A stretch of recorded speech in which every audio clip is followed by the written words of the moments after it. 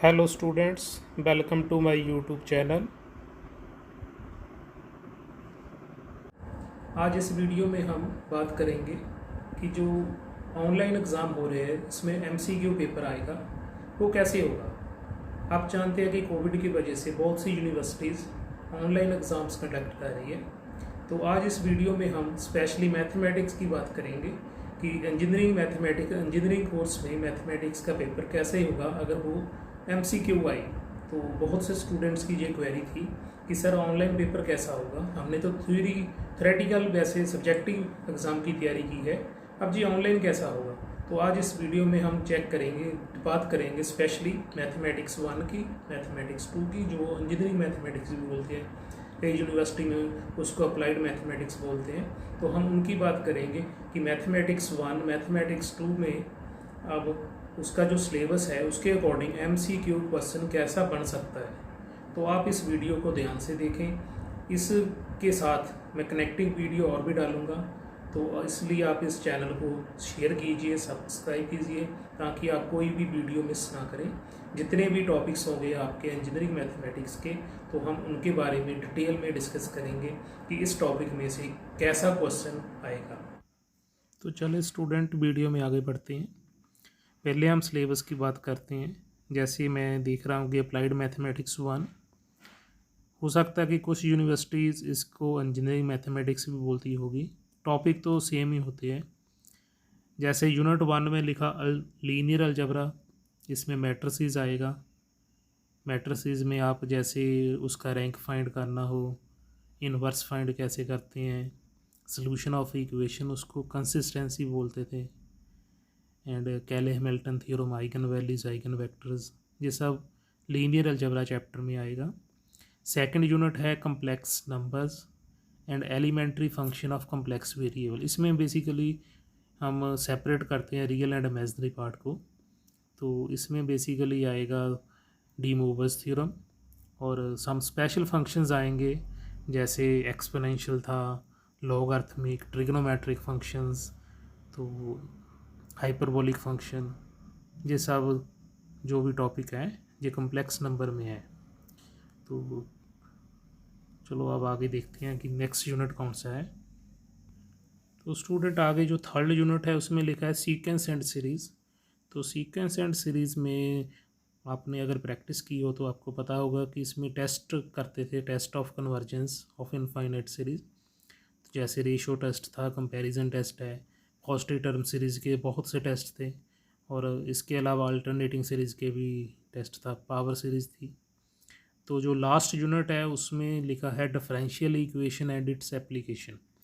जो इस चैप्टर में डिफरेंशियल इक्वेशन वो है ऑर्डिनरी है, पार्शियल डिफरेंशियल इक्वेशन नहीं है।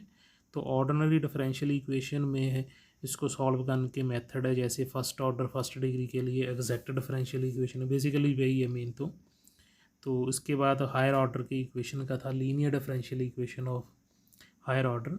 तो उसमें हम सॉल्व करते थे, जैसे कॉम्प्लीमेंट्री फंक्शन, उसको सी एफ लिख देते थे, पी आई लिख देते थे। तो उस टाइप का जो भी सिलेबस था, जो भी क्वेश्चंस थे, वो यूनिट 4 में है। तो अब हम आगे इसको डिटेल में करेंगे कि इसके क्वेश्चन कैसे बनेंगे, किस टाइप के क्वेश्चन बनेंगे। तो इस वीडियो में मैं बेसिकली आपको बताऊंगा जो कि इस जो 4 टॉपिक्स हैं इनके रिलेटेड ही। ये मैथमेटिक्स 1 है, हो सकता है कि कुछ कई यूनिवर्सिटीज़ में भी ये मैथमेटिक्स 2 में भी आ जाएं, वो डिपेंड करता है कि यूनिवर्सिटी सिलेबस कैसे डिज़ाइन करती है। तो चले स्टूडेंट्स, अब हम डिटेल में करते हैं। जैसे फर्स्ट यूनिट है लीनियर अलजेब्रा, तो हम डिस्कस करेंगे भी लीनियर अलजेब्रा में से किस टाइप का क्वेश्चन एमसीक्यू बन सकता है। अगर हम सब्जेक्टिव थ्योरेटिकली आपने पेपर दिया होगा जैसे पहले, तो आपने देखा होगा कि इन्वर्स फाइंड करने का क्वेश्चन आ सकता था, eigen values eigen vector find करने के लॉन्ग क्वेश्चन आते थे। तो एमसीक्यू में ऐसा क्वेश्चन नहीं बनेगा, जैसे इन्वर्स फाइंड करना वो तो लेंथी क्वेश्चन है। तो इसमें किस टाइप का क्वेश्चन आएगा, जैसे रैंक फाइंड करना हो, तो रैंक आप उसकी डेफिनेशन अच्छे तरीके से कर लीजिए, उसको आपको पता चल जाएगा कि बिना सॉल्व किए भी आप उसका रैंक बता सकते हैं। सेकेंडली, जब आप इक्वेशन सॉल्व करते हैं, उनकी कंसिस्टेंसी में आपने देखा होगा कि हमारे पास 2-3 मेथड्स है कि उसको कैसे सॉल्व करते हैं, वो आ सकता है। इसके अलावा इस चैप्टर में से जैसे आइगन वैल्यूज़ है उसकी प्रॉपर्टीज़ बहुत इंपॉर्टेंट होती है, वो short answer type type question बनता है। तो जैसे प्रॉपर्टीज़ है कि अगर आइगन वैल्यूज़ को ऐड करें, sum of all the eigen values is equal to the trace of the matrix. Trace क्या है? अगर हम मैट्रिक्स के डायगोनल एलिमेंट्स को ऐड करें तो उसको ट्रेस बोलते हैं। तो सभी आइगन वैल्यूज़ को अगर ऐड करें तो वो मैट्रिसेस के डायगोनल एलिमेंट के सम के इक्वल होता है। एक प्रॉपर्टी ये है कि अगर आइगन वैल्यूज़ की प्रोडक्ट करें तो वो मैट्रिक्स के डिटर्मिनेंट के इक्वल होगा। तो इस टाइप के क्वेश्चन बहुत इजी है और 2 मार्क्स में बन सकते हैं। इसके अलावा इस चैप्टर में जैसे टॉपिक्स है Hermitian matrix, skew Hermitian matrix, unitary matrix, आपने 12th में भी किया होगा। जैसे सिमेट्रिक मैट्रिक्स है, skew symmetric matrix, orthogonal matrix. तो इन टाइप्स के जो टॉपिक ये टॉपिक है, इन टॉपिक में से 2 मार्क्स का क्वेश्चन आते थे। तो इनमें से भी एमसीक्यू क्वेश्चन बनाना इजी है। तो हो सकता है कि इस टाइप के जो टॉपिक्स हैं उनमें से एमसीक्यू क्वेश्चन बने। तो इनको भी आप अच्छे तरीके से रिवाइज़ कर लेना। तो बेसिकली आपको थोड़ा सा रिवाइज़ करने का अपना मेथड चेंज करना होगा। अब लॉन्ग आंसर टाइप क्वेश्चन नहीं होगा, जो भी क्वेश्चन होएगा वो कंसेप्ट बेस्ड होगा। उसका आंसर जो है आपको बहुत ही कम समय में बिना सॉल्व किए फाइंड करना होगा। तो उस टाइप का जो क्वेश्चन है वो एमसीक्यू में बनता है।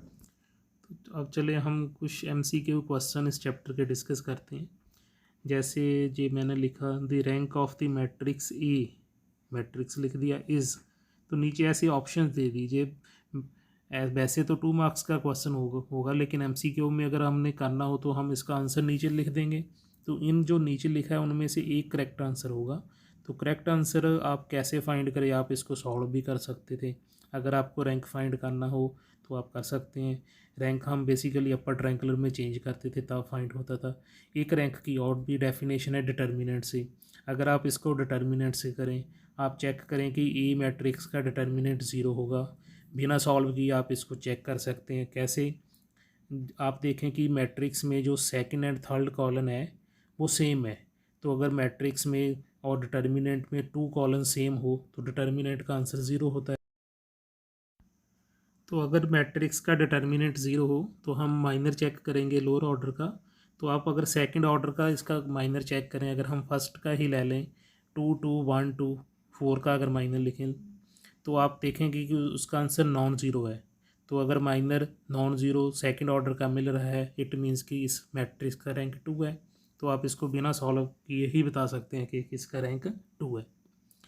तो सेकंड क्वेश्चन जैसे लिखा condition for unique solution of equations A X equal to B is. A X equal to B हम यूज़ करते हैं इक्वेशन को मैट्रिक्स रिप्रेजेंटेशन करने के लिए। ए कोफिशिएंट मैट्रिक्स है, बी कॉलम मैट्रिक्स है, एक्स है मैट्रिक्स ऑफ द वेरिएबल्स। तो इसमें हमने आपने अगर किया हो इक्वेशन सॉल्व करने का, जो स्टूडेंट्स जो इक्वेशन सॉल्व करने का प्रोसीजर है कंसिस्टेंसी का, तो उसमें हमारे पास 3 मेथड्स हैं, 3 डिफरेंट केसेस थे। No solution, unique solution and infinite solution. तो उस बेस्ड 2 मार्क्स का क्वेश्चन बन सकता है कि यूनिक सोल्यूशन कब होगा। तो इसमें थर्ड केस है rho of A B. Rho of A B का मीनिंग है rank of the augmented matrix A B is equal to rank of A rho of A is equal to number of A variables. अगर ऐसे true हो तो उस case में equations का unique solution होगा। इसी तरह की और भी क्वेश्चन बन सकते हैं जिसमें उन्होंने इनफाइनाइट और नो सोल्यूशन का बात की होगी, तो वैसे भी क्वेश्चन बन सकते हैं। तो इसको भी आप अच्छे तरीके से कर लीजिए। अगर ए एक्स इक्वल टू 0 लिखा हो तो इक्वेशंस को बोलते हैं होमोजीनियस इक्वेशंस। तो अब नेक्स्ट देखें एक और क्वेश्चन नेक्स्ट जो लिखा eigen values of the matrix A. Matrix का ऑर्डर 2 है आर। तो आइगन वैल्यूज़ का आंसर दिया तो क्या होगा। जैसे इस टाइप के क्वेश्चन में आप देखें जे अपर ट्रायंगुलर मैट्रिक्स है। अपर ट्रायंगुलर मैट्रिक्स क्या है? जिसमें डायगोनल के नीचे वाले 0 हो एलिमेंट्स। तो अपर ट्रायंगुलर मैट्रिक्स के केस में आइगन वैल्यूज़ फाइंड करना ईजी है। आप डायरेक्ट लिख सकते हैं डायगोनल एलिमेंट्स। तो इसके जो डायगोनल एलिमेंट्स हैं वही आइगन वैल्यूज़ हैं। तो इस केस में 1 और 3 आइगन वैल्यूज़ होंगी। मैट्रिक्स के ऑर्डर पर डिपेंड नहीं करेगा। अगर मैट्रिक्स अपर ट्रायंगुलर हो, उसका कोई भी ऑर्डर हो, तो डायगोनल एलिमेंट्स ही आइगन वैल्यूज़ होंगे। तो इसमें जो करेक्ट ऑप्शन है वो ए है। फोर्थ क्वेश्चन में देखें, square matrix A is called Hermitian. तो ये मैंने हर्मिशियन की डेफिनेशन ही लिखी है। तो अगर आपको हर्मिशियन की डेफिनेशन आती हो तो आप इसको ईजिली कर सकते हैं। स्केयर मैट्रिक्स हर्मिशियन कब होगी?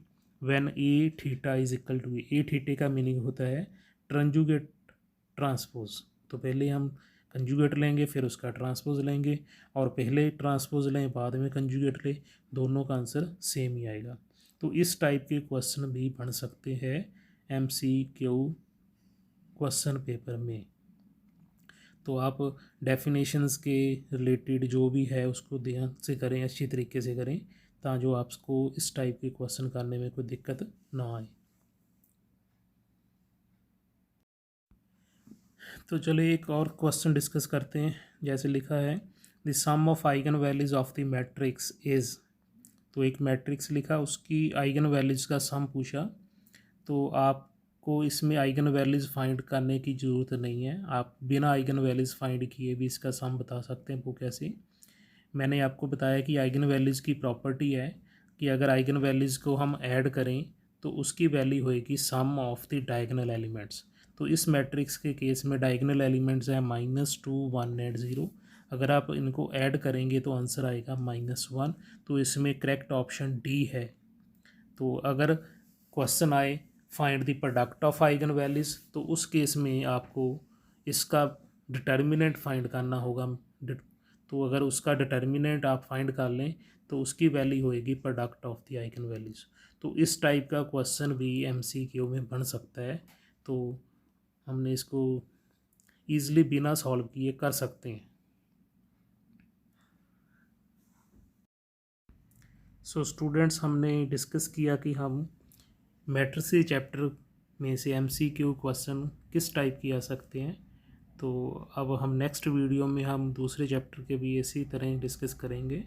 तो उन वीडियोस को सबसे पहले देखने के लिए मेरे चैनल को सब्सक्राइब जरूर कीजिएगा एंड इस वीडियो को शेयर कीजिएगा। Thanks for watching. तो मिलते हैं नेक्स्ट वीडियो में।